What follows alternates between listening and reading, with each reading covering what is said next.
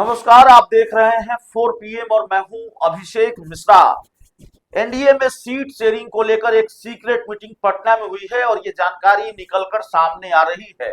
Seat sharing को लेकर अभी कई और बैठकें होनी है। ऐसा नहीं है कि एनडीए में सीट शेयरिंग का मामला इतना आसान है कि वो इतनी आसानी से सुलझ जाएगा, लेकिन कुछ मीडिया रिपोर्ट्स के हवाले से जो जानकारी निकलकर सामने आ रही है और फिर हमारे सूत्रों ने भी ये कंफर्म किया है कि सीट शेयरिंग को लेकर बड़े गुपचुप तरीके से एक बैठक पटना में हुई एनडीए की और सीट शेयरिंग का फॉर्मूला तय किया गया है। हालांकि ये फाइनल फॉर्मूला नहीं है, अभी इस पर आधिकारिक मुहर नहीं लगी है और सीट शेयरिंग का जो फॉर्मूला तय किया गया है उसमें उलटफेर हो सकता है, सीटों की संख्या इधर उधर हो सकती है।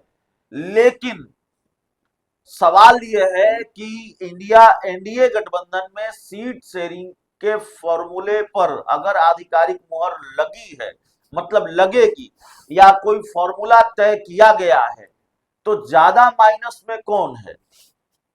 एनडीए में इस बार ज्यादा नुकसान किसको उठाना पड़ेगा? माइनस में चिराग पासवान, माइनस में बीजेपी, या माइनस में नीतीश कुमार, जनता दल यूनाइटेड?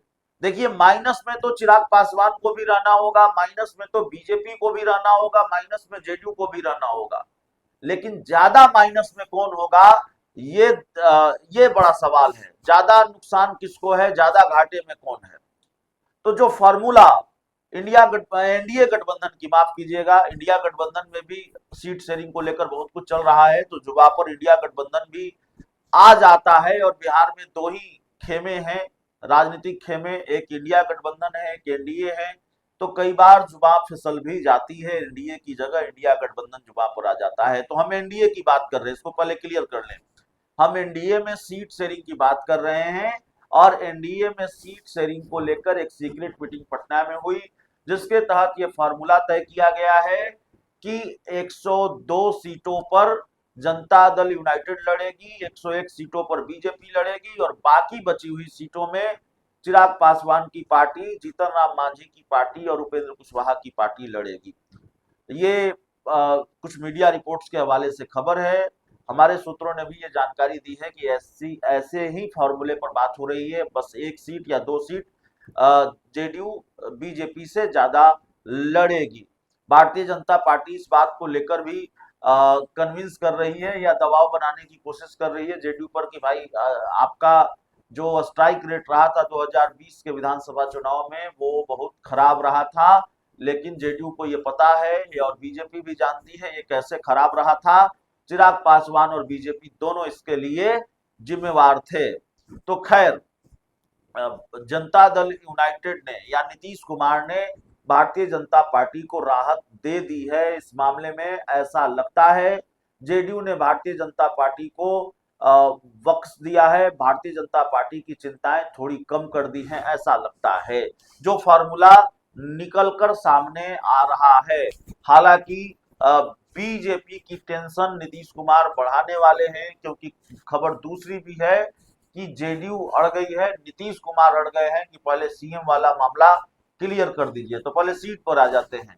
हमने इसलिए कहा कि सीट शेयरिंग के मामले में जेडीयू ने बीजेपी की टेंशन कम कर दी है, बीजेपी की चिंताएं थोड़ी कम कर दी हैं। वो इसलिए कम कर दी हैं कि जेडीयू अड़ी हुई थी और जेडीयू ने साफ कर दिया था कि 2020 के विधानसभा चुनाव में जो फॉर्मूला था उसी फॉर्मूले के तहत Janata Dal United seat sharing करेगी।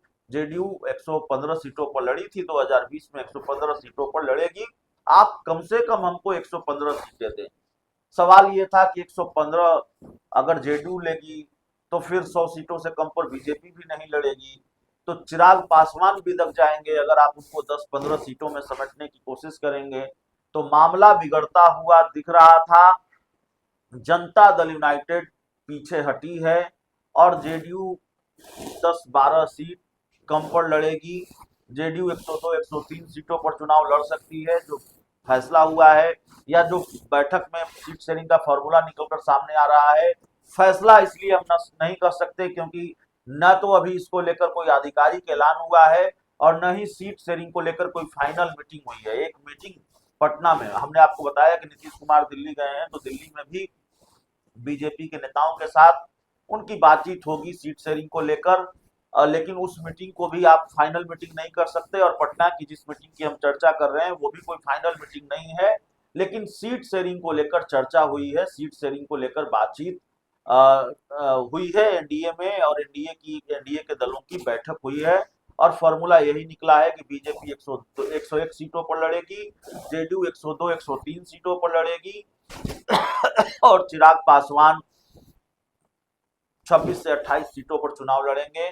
5-6 सीट और 6-7 सीट में उपेंद्र कुशवाहा और जीतन राम मांझी को मान जाना पड़ेगा। उनके हिस्से 5-6 और या 6-7 सीट ही आती हुई दिखाई दे रही है। तो ऐसा लगता है कि चाहे वजह जो भी रही हो, भारतीय जनता पार्टी ने जो भी पट्टी पढ़ाई हो जेडीयू को, लेकिन सीट शेयरिंग के मामले में सबसे ज्यादा घाटे में जनता दल यूनाइटेड ही है। अगर सीट शेयरिंग का फॉर्मूला यही है, 115 सीटों से खिसक कर अगर जेडीयू 102 सीटों पर आ रही है, तो जाहिर तौर पर सीट शेयरिंग में बड़ा नुकसान या बड़ी कुर्बानी जेडीयू ही देने जा रही है, बड़ा नुकसान जेडीयू का ही होने जा रहा है। अब आप हमारी ही नजर में यह नुकसान है कि जेडीयू को 115 से 102 सीटों पर खिसक कर आना पड़ रहा है।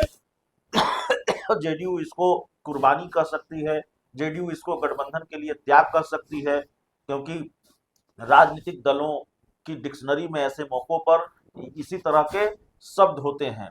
तो सीट शेयरिंग को लेकर ये फार्मूला तय किया गया है एनडीए गठबंधन में, और आने वाले दिनों में कई और बैठकें हो सकती हैं। खैर, अगर 102 सीटों पर या 3 सीटों पर जेडीयू लड़ेगी, जेडीयू अगर इतना पीछे हट रही है, बीजेपी 101 सीट पर लड़ेगी, तब भी बहुत कुछ हासिल नहीं होना है चिराग पासवान, जीतन राम मांझी और उपेंद्र कुशवाहा को। लेकिन इतना जरूर है कि चिराग पासवान को उपेंद्र कुशवाहा और जीतन राम मांझी से ज्यादा भाव मिलना है, और ज्यादा सीटें मिलनी है। 25-26 सीटें, 28 सीटें तक चिराग पासवान को मिल सकती है। सबसे ज्यादा कटौती अगर हो रही है तो माफ कीजिएगा, उपेंद्र कुशवाहा और जीतन राम मांझी की सीटों में हो रही है। अगर 3-4 सीट भी जीतन राम मांझी को मिले और 3-4-5 सीट भी उपेंद्र कुशवाहा को मिले, तो इसमें कोई हैरानी नहीं होनी चाहिए, क्योंकि बहुत सीटें बचती ही नहीं है। एनडीए में सीट शेयरिंग को लेकर अभी बहुत सारे खेल होने हैं।